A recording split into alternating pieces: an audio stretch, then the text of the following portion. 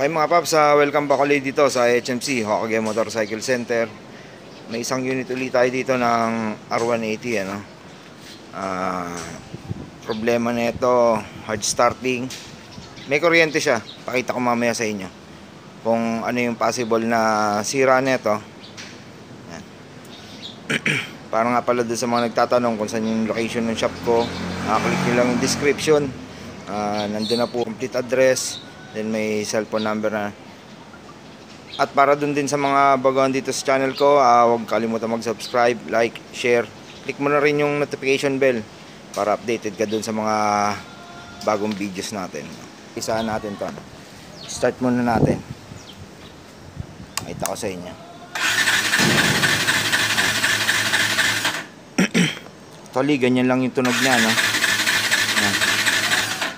Pag pinilit nyo na pinilit yan, madi-discharge lang yung battery. 180 to, wala pa naman tong kickstart, no?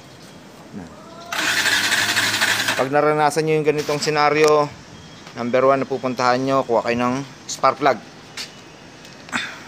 Yan, kuha kayo ng spark plug, then hugutin nyo tong spark plug cap. Yan, kabit nyo yung spark plug dun sa spark plug cap, then tsaka nyo start para malaman nyo kung may kuryente o wala.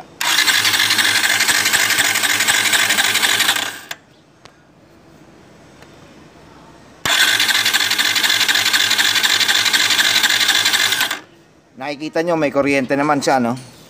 Yan. Ibig sabihin wala tayong problema sa wirings. Punta muna tayo dito sa carburetor, pakita ko rin sa inyo. Yan. Drain muna natin to. Pakita ko sa inyo kung may stock siya na gasolina. Yan, no? Nakita nyo meron din naman siyang stock na gasolina. Ang problema natin is combustion, ayaw niyang humigop, no, ng gasolina. Itong mga ganitong senaryo, isa lang yung pupuntahan nyo. Punta kayo sa valve clearance, no? Yan, check natin yung valve clearance nito.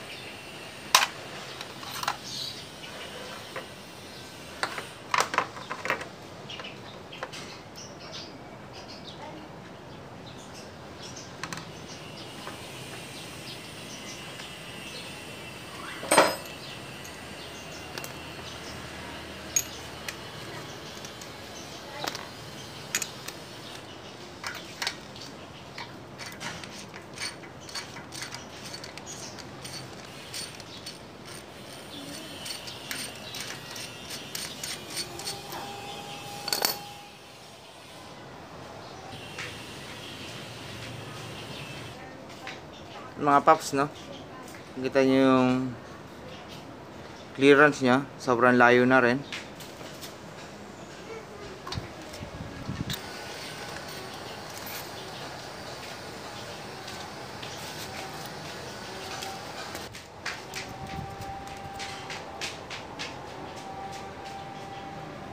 Yan mga paps, sobrang layo na nung spark plug natin, no? Punta naman tayo sa valve clearance.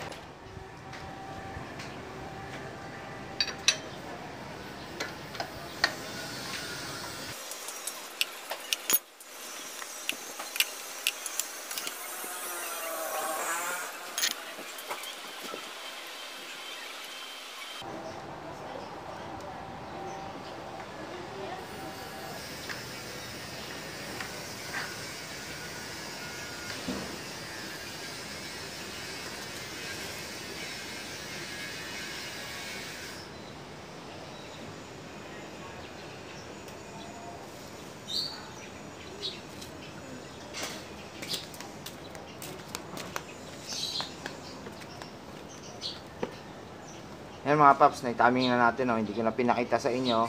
Doon sa mga videos ko, meron tayo niyan, no? Kung paano mag-timing ng R180.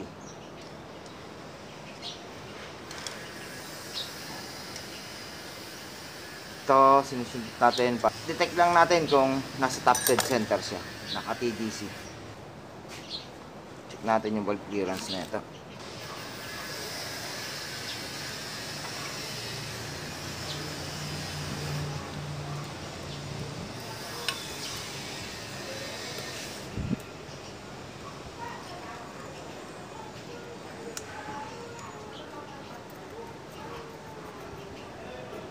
Sobrang luwag niya, no?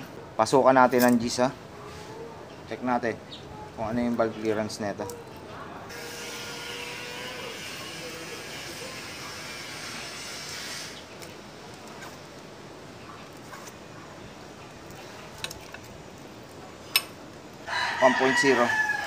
Kasyang-kasya yung 1.0 natin, ha?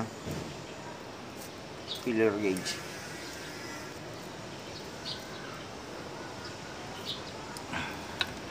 Retapit natin to. Lagay natin doon sa standard.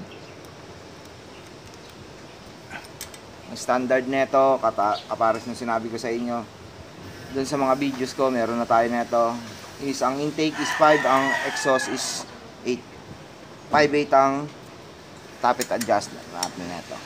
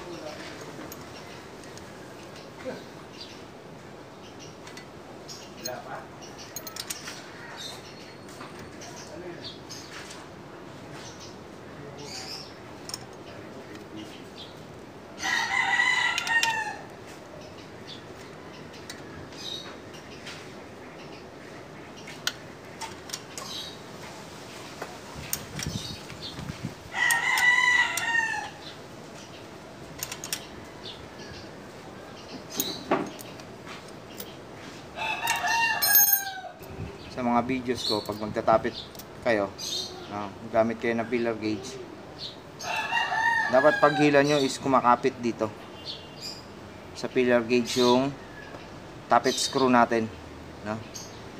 Pag hindi kumapit yan, ibig sabihin maluwag. Dapat kumakagat siya, no? Masikip siya pagka inuhugot mo. Yan yung tamang valve clearance.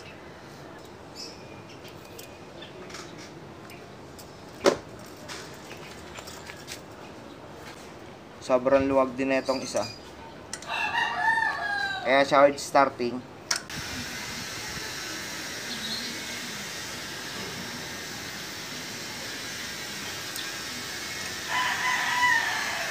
Yan.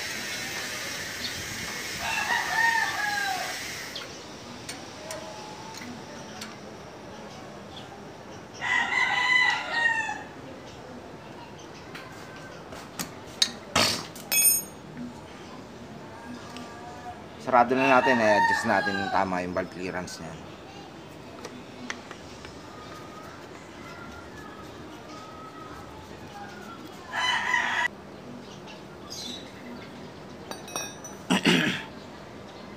Tip clearance niya masyado nang malayo, no?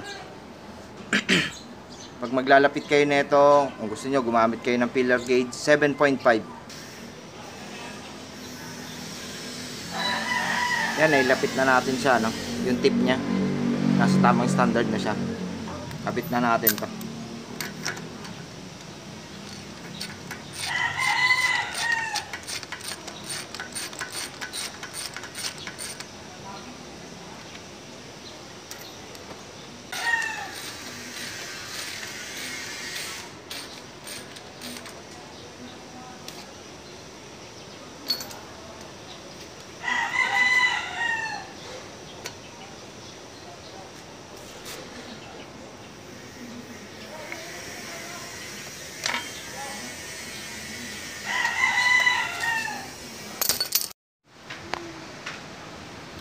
Yun na mga paps, palitan na natin yung manifolds.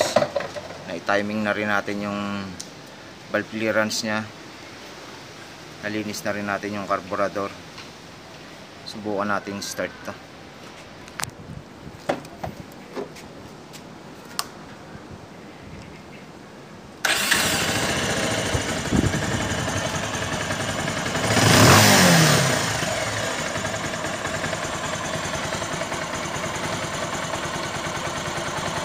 Ayan siya.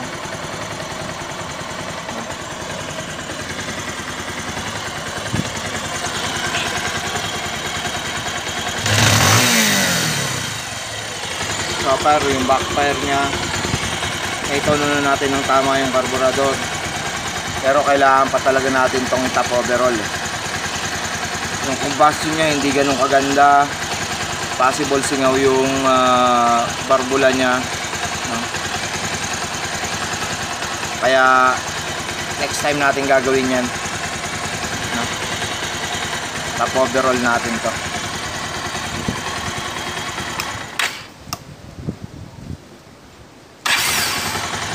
One click naman siya ngayon. Valve clearance lang kanina, masyadong malayo talaga.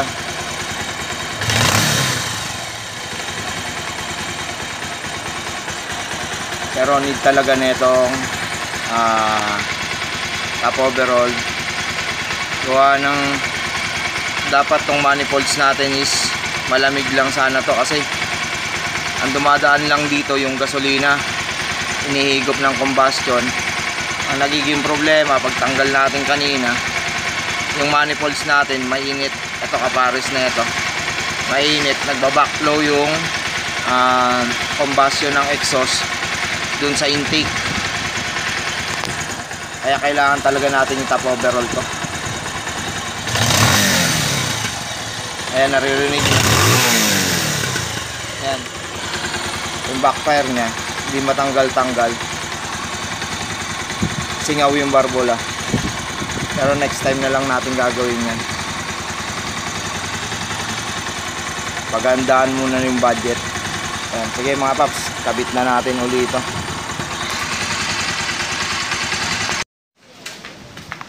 Ano, okay mga paps, no?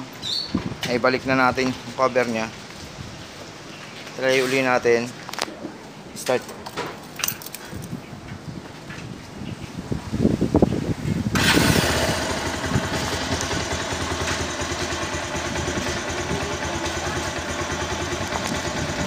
Actually, yung RPM niya masyado na malabo. Yan. 1.2 hindi stable. Nilalaro yung pointers niya kasi may problema nga yung barbula niya, singaw, no? Yan. Although one click naman siya ngayon. Maka-encounter kayo ng ganyang senaryo mga paps, no? Ganyan lang yung gawin niya. Tingnan nyo kung may gasolina yung carburetor at may kuryente yung ignition coil. Pagka meron yung dalawang yon, pumunta na kayo dun sa valve clearance tappet natin, no? Yan. Yan mga paps, sana may natutunan kayo dun sa kaunting kaalaman na ibinahagi ko sa inyo. Lalong-lalo na dun sa mga baguhan, no? Sundan nyo lang yung ginagawa ko, kayang-kaya nyo rin gawin to. Para naman dun sa mga baguhan lang dito sa channel ko, huwag nyo kalimutan mag-subscribe, like, share. Click mo na rin yung notification bell para updated kayo dun sa mga bagong videos natin. Maraming salamat, ride safe.